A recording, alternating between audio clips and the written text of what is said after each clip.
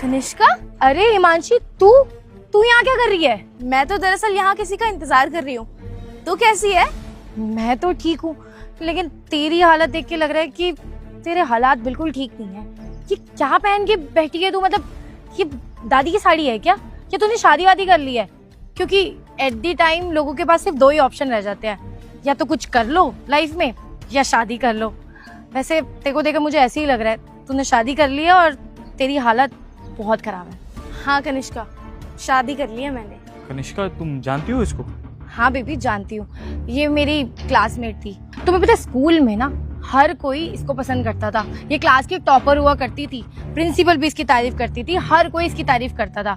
लेकिन सबको ये उम्मीद थी कि ये कुछ ना कुछ अपनी लाइफ में करेगी, लेकिन मुझे अच्छे से पता था ये अपनी लाइफ में या तो शादी करेगी या कुछ नहीं करेगी। और देखो ऐसे ही हुआ। अब इसकी हालात देखो, इसने शादी कर ली है और शादी भी इसने ना किसी गरीब घर से करी है, तभी इसके ये हालात है।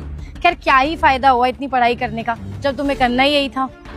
और हिमांशी, तू कॉलेज में तो बहुत बोला करती थी कि तू लाइफ में बहुत अच्छी चीजें करेगी, जॉब करेगी, अच्छी कंपनी में काम करेगी, अपना बिजनेस खोलेगी। अब देख क्या कर रही है तू। तेरे हालात देख के मुझे ऐसे लग रहा है कि तू किसी के घर में झाड़ू पोछा मारती होगी, या तो अपने घर पे मारती होगी। खैर कनिष्का, तू आज भी वैसी है जैसी उन दिनों कॉलेज में हुआ करती थी। तूने आज भी अपनी आदत चेंज नहीं की ना। तू अब भी लोगों को नीचा दिखाती है, अपनी अमीरी का शो ऑफ करती है। बिल्कुल चेंज नहीं हुई ना तू। अरे तो इस पे गलती क्या है? शो ऑफ करने में कोई गलत नहीं है। अब शो ऑफ भी तो वही करता है ना जिसके पास होता है। अब तेरे पास नहीं है ना, तो तुझे क्या पता होगा। तुझे एक बात बताऊं, जिस गाड़ी में तू खड़ी थी ना, ये मेरी गाड़ी है और ये 15 लाख की आती है और ये मुझे मेरे बॉयफ्रेंड ने दिलाई है। तू 10 साल भी काम करेगी ना, तब भी ऐसी गाड़ी तो कभी नहीं ले पाएगी। और बॉयफ्रेंड क्या, ये तो मेरा फियांसे है। जल्दी हमारी शादी भी होने वाली है। मैं तुझे भी समझाया करती थी ना कि अच्छे लड़के से शादी कर। अब तूने पता नहीं कैसे लड़के के साथ शादी करी है जिसने तेरे हालात ऐसे बना दिए। अब मुझे देख और अपने आप को देख, कितना जमीन आसमान का फर्क है। कम ऑन यार कनिष्का, तुम्हें देख के हालत पता नहीं चल रही क्या इसकी? इसका पति होगा किसी फैक्ट्री में नौकर, करता होगा 10-15 हजार की नौकरी। कैसे सवाल पूछ रही हो यार तुम? देख तो लो एक बार उसे। जितना तुम्हारा पति महीने में कमाता होगा ना, उतना पर डे का खर्चा है मेरा। और अगर हफ्ते और महीने का जान लोगी ना, तो कान खड़े हो जाएंगे तुम्हारे। और जितने की मेरे पास गाड़ियां है ना, उतना तुम्हारा पति कभी जिंदगी में नहीं कमा पाएगा। समझ में आया? बस करो तुम दोनों। तुम मेरी दोस्त रह चुकी हो, उसका मतलब ये नहीं कि तुम जो मन में आएगा बोलती जाओगी।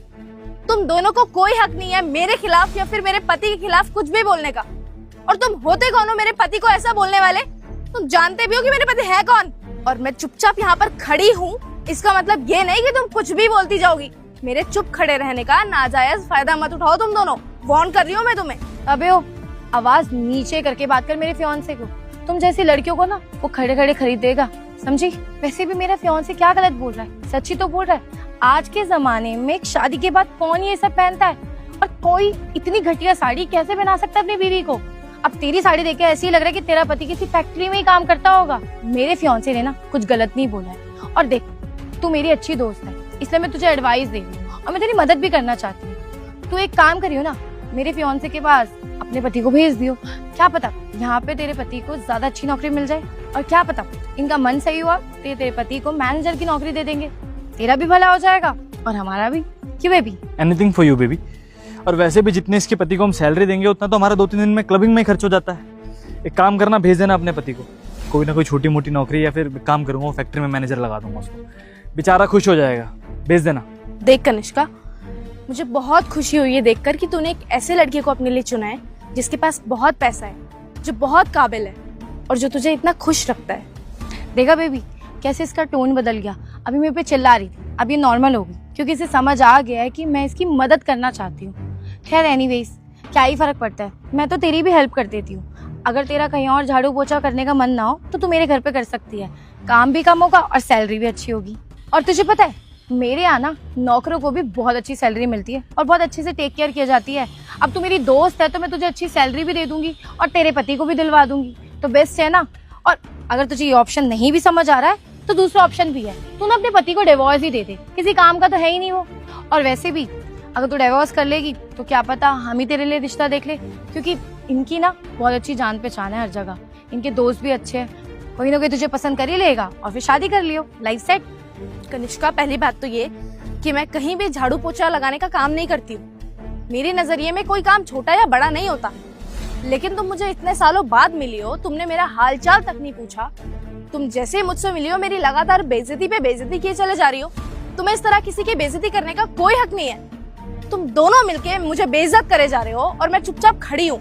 तुम लोगों के अंदर ईमान है या नहीं? जय हिंद मैम, गाड़ी रेडी है, चलिए। एक सेकेंड सर, आप इसे मैम क्यों बोल रहे हो? ये कोई मैम नहीं है, ये यहीं कहीं झाड़ू पोछा वोछा करती है। आपको इसे मैम बोलने की कोई जरूरत नहीं है। अब इसका मतलब ये थोड़ी ना कि हमारे साथ खड़ी है तो इसको भी आप इज्जत दोगे। आपको पता है ये गाड़ी भी मेरी है और हम लोग अच्छे लोग हैं, ये उस टाइप की। ये आप लोग किस तरीके से बात कर रहे हैं? अरे आप लोगों को तमीज नहीं है क्या कि किसी से किस तरीके से बात की जाती है? ये यहाँ की IPS ऑफिसर है, तो तमीज से बात करिए इनसे। एक सेकेंड, क्या कहा आपने? IAS officer? ये IAS ऑफिसर है? एक मिनट कनिष्का, नाम क्या बताया तुमने अपना? हिमांशी मौर्य।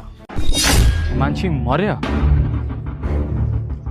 कनिष्का ये बिल्कुल ठीक बोल रही है यार, ये IPS ऑफिसर है यार। सुबह तो इसका आर्टिकल पढ़ रहा था मैं। इसकी शक्ल थोड़ी सी ब्लर थी यार, ये वही है। अब पहचान में आ रही है मुझे। इससे टेंडर पास कराना है कनिष्का, मुझे क्या किया तुमने यार ये। अब आई एम सॉरी मैम, वो थोड़ी सी मिसअंडरस्टैंडिंग हो गई थी, गर्लफ्रेंड की गलती है मेरी। मैं इसकी तरफ से आपको सॉरी बोल रहा हूँ मैम। वो आई होप वो जो टेंडर मेरा पास होने वाला है उसके बारे में तो जानती ही होंगी आप। अब वो हो जाएगा इजीली, आई होप कोई प्रॉब्लम नहीं आएगी ना उसमें। Himanshi, I am so sorry, मैंने आते ही तुझे कुछ बोल दिया, लेकिन आइंदा से मैं ध्यान रखूंगी। मुझे नहीं पता था कि तू IAS ऑफिसर बन गई है। मुझे लगा कि तू शायद कुछ ऐसी वैसी कोई काम कर रही होगी, लेकिन सही है ना, कॉलेज में वैसे भी सब लोग कहते ही थे कि तू कुछ ना कुछ बड़ा करेगी, और देख तूने कुछ बड़ा किया है। I feel very proud of you. क्या हुआ? शौक लगा आप दोनों को मेरे बारे में जानकर? पहले क्या लगा था तुम दोनों को कि मैं एक नॉर्मल सी लड़की हूँ जो अपनी जिंदगी में कुछ नहीं कर पाई तो शादी करके बैठ गई। लेकिन अब जब तुम दोनों को पता चला कि मैं IPS ऑफिसर हूँ, तुम्हारे तो रंग ढंग ही बदल गए भाई। क्या हुआ? अभी तक तो तुम लोग मेरी बड़ी बेइज्जती कर रहे थे, तुमने तो गिरगिट से भी ज्यादा जल्दी रंग बदल लिया। क्या हुआ? डर लग गया जानकर कि मैं IPS ऑफिसर हूँ? कहीं तुम्हारे फियोंसे की नौकरी को कोई खतरा ना हो जाए, या फिर तुम्हारा छुपाया हुआ काला धन बाहर ना आ जाए? हाँ बोलो, तोते कैसे उड़ गए तुम दोनों के? और क्या बोल रही थी कनिष्का तुम कि मैं कॉलेज टाइम में बहुत बड़ी बड़ी बातें मारती थी, जिंदगी में कुछ कर नहीं पाऊंगी, मैं बहुत गरीब थी, काबिल नहीं थी। तुम्हें पता है आज मैं जिस पद पे हूँ ना, वो पद मैंने खुद अपनी काबिलियत और अपनी मेहनत से हासिल किया है। रात दिन एक करके मैंने पढ़ाई करी है, तब जाके मुझे IPS का पद हासिल हुआ है। शायद तुम अपनी जिंदगी में कुछ नहीं कर पाई हो, इसलिए एक रईस लड़का ढूंढकर उसके पैसों पे ऐश करने का फैसला लिया है तुमने। लेकिन वहीं अगर तुम्हारी सोच मेरी तरह होती ना, तो आज तुम भी अपने पैरों पर खड़ी होती, किसी और के पैसों पर ऐश करने का सोचती तक नहीं। मैम लेट हो रहा, चले? हाँ, जाते जाते तू मेरी दोस्त रह चुकी है तो उस नाते एक बात समझाना चाहती हूँ। कभी भी ना किसी भी इंसान को पैसों से, कपड़ों से जज नहीं करना चाहिए। अगर तू मेरी इस बात को अपने दिमाग में डाल लेगी ना, तो अपनी जिंदगी में बहुत प्रोग्रेस करेगी। अपनी गर्लफ्रेंड को समझाओ भाई, अपनी जिंदगी में आगे बढ़ना है तो इन सब चीजों से ऊपर उठे। और अगर दोबारा मुझे ऐसा करती दिख गई तो तू सोच नहीं सकती कि तेरे फियोंसे की नौकरी के साथ क्या होगा। चलो ऑफिसर। Sorry ma'am.